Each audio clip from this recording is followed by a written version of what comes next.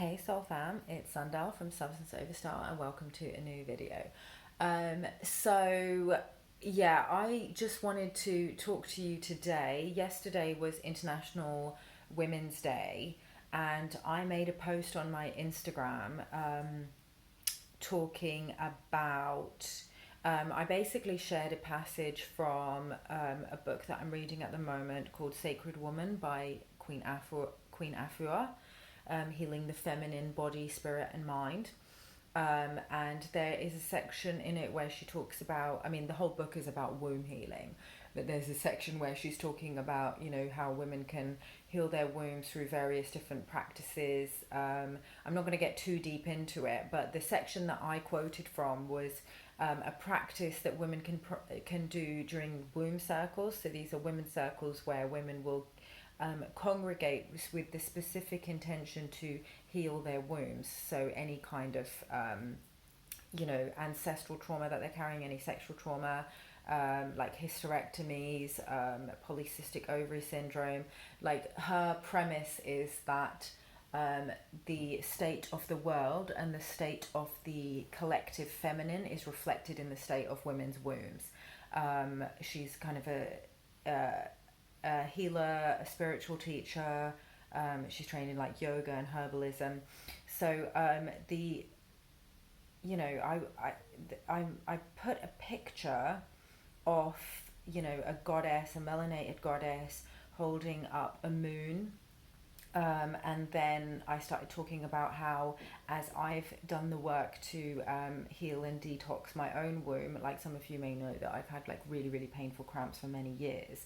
And part of my journey of like spiritual awakening and going vegan and all of that stuff has led me back to the healing this issue, because I've realized that as women, our womb is our center of our creativity and it's our center of our life force. So if there's problems there, it's usually indicative of like deep-seated issues that manifest there, and that can also, you can inherit those from your ancestors as well.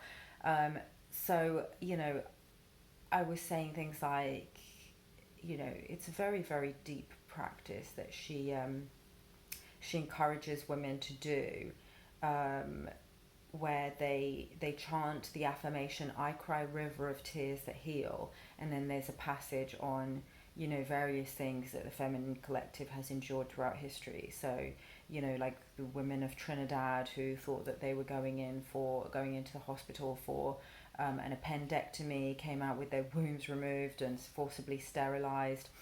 I cry a river of tears for girls who are sexually molested. I cry a river of tears that heal for the victims of FGM all over the world. I cry a river of tears of women who were forced to serve as soldiers during war. So it was pretty deep, and it actually triggered one of my followers. And to be honest, I don't, but because of the comment that she left, I'm assuming that she's she from the comment that she left. I'm not actually sure why she's following me, but I just wanted to address this comment in a video because it touches on some deeper topics that I think are worth going into. So this is a comment that she left. Hang on, I'm just gonna see if I can switch this around my camera. Can I switch it around? No, I can take a picture, but I can't switch it around. No, I can't switch it around. Well, here's my laptop. This was the picture that I posted, and this is the comment, but it's reversed.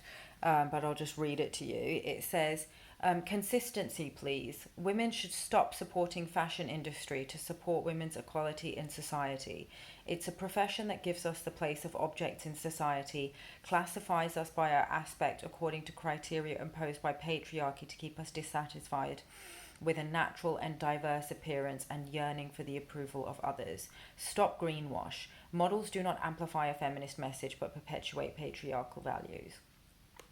And I kind of gave a slightly sassy response because I didn't like the attitude that she was coming to me with, but I just said, actually, the fashion industry is one of the largest employers of women in the world. So there goes that theory. Please look up the definition of the word model and please tell me again how this perpetuates patriarchal values. Now, she hasn't replied, but I just want to go in a little bit deeper and talk about some of the things that I was wanting to discuss with her on that feed, but I'm going to discuss it here with you instead because she might not reply. Now, firstly, I do want to say that I completely understand where she's coming from, and I've talked about this various throughout my videos on this platform, on my YouTube channel, that there are many problems with the fashion industry, and I'm not like, you know, wholeheartedly defending everything that the fashion industry represents at all. I know that the fashion industry is responsible for enslaving people, particularly women, all over the world. You know, people who are trapped in indentured servitude, often slavery, making our clothes. The models also get treated really badly. There's a lot of like human trafficking and escorting that happens with the models, you know, a lot of sex work and things like that, because models become very financially vulnerable because many of them are children. And they're often pressured to maintain really ridiculously small measurements. And I've talked about all of this on my channel, so I'm not disputing that at all. However, I don't think that we necessarily need to throw the baby out with the bathwater. And for years, I've asked myself this question because I started going through my spiritual awakening. Like, I had my Kundalini awakening 10 years ago, 9 or 10 years ago, maybe 8 years ago. But I started awakening, you know, more than 12 years ago. I mean, I've always kind of also been awake. I've always been able to kind of see beyond the veil and see entities, and you know, I closed some of that off when I was a child because it kind of freaked me out. But in general, I've kind of awoken to things that were not obvious to the average person many years ago, and I've asked myself why I wanted to continue to be part of in an industry that promotes materialism, and you know, the objectification of women, and all the ways in which, you know, the garment workers and models get treated many times.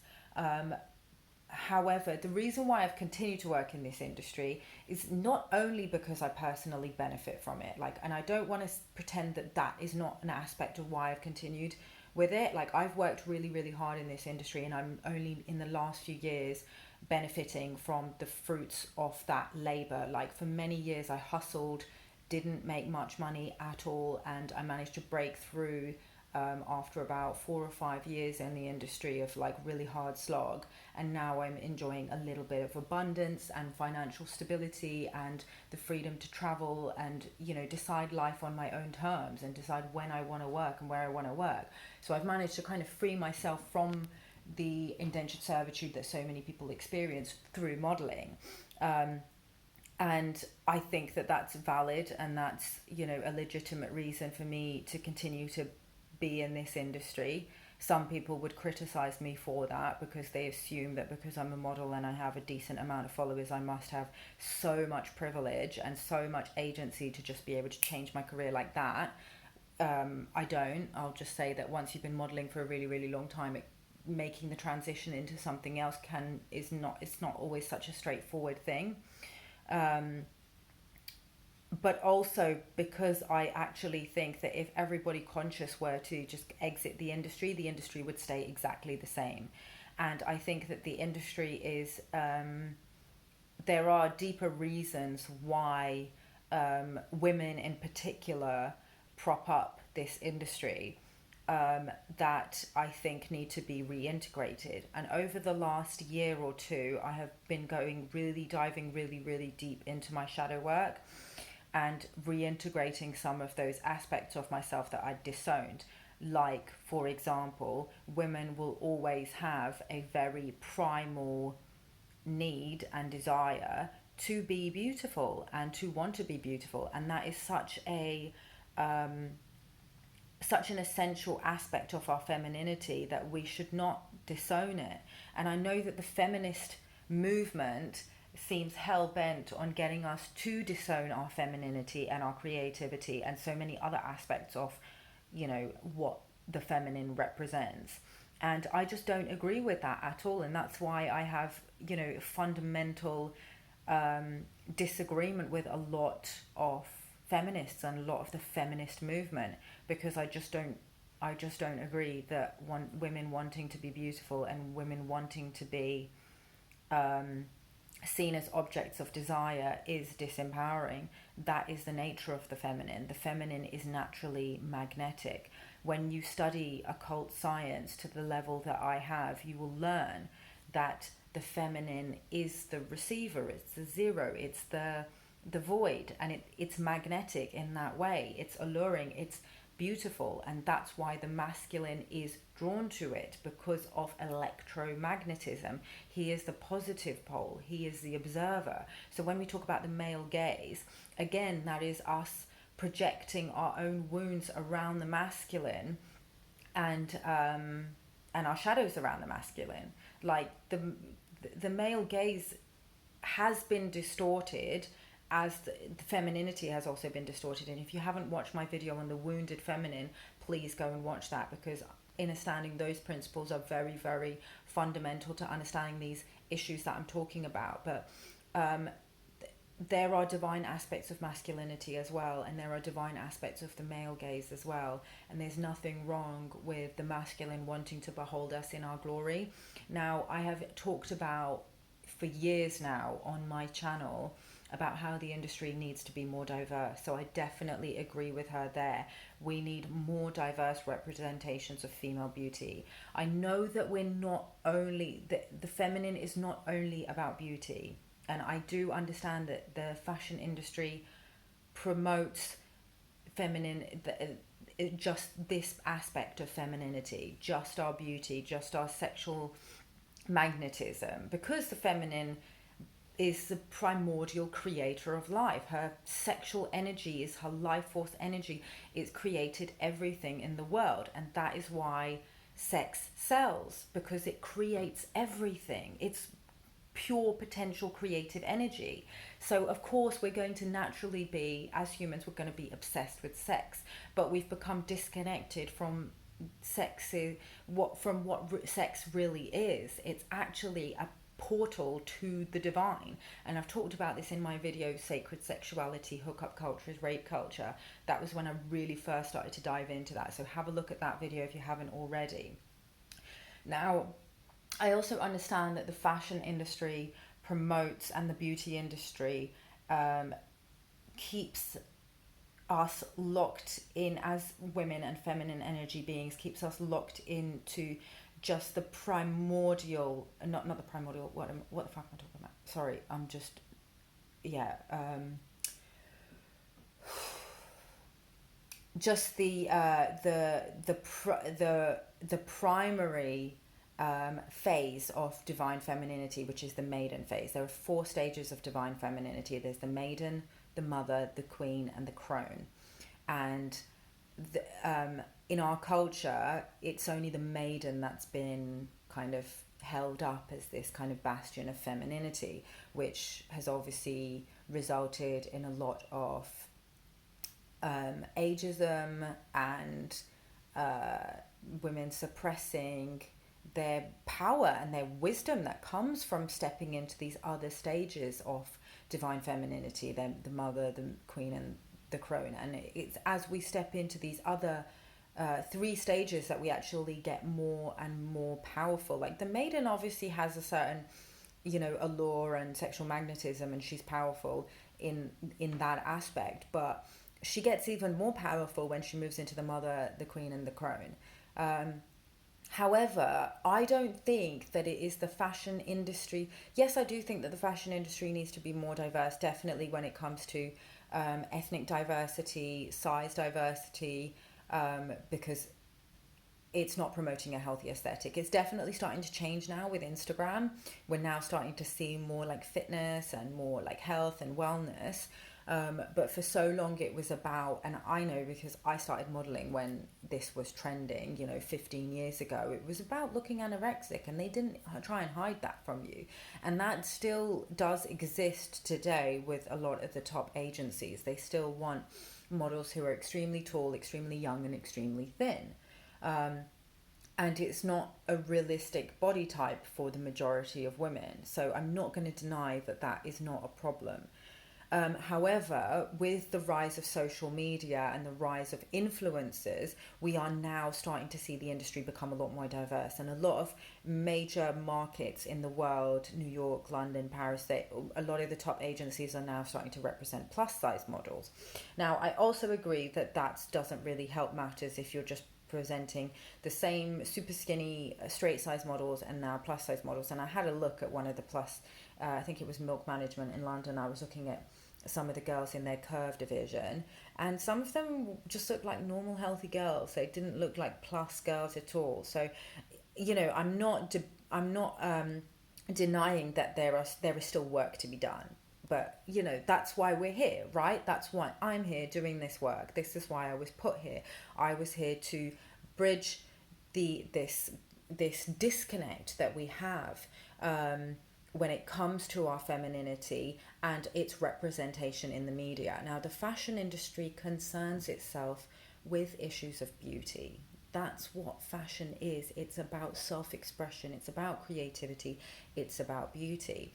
Now, I'm not saying that the fashion industry can't also, because it's also about, art, and art can be many things. So it can also celebrate the other aspects of our femininity, the mother, the queen, and the crone.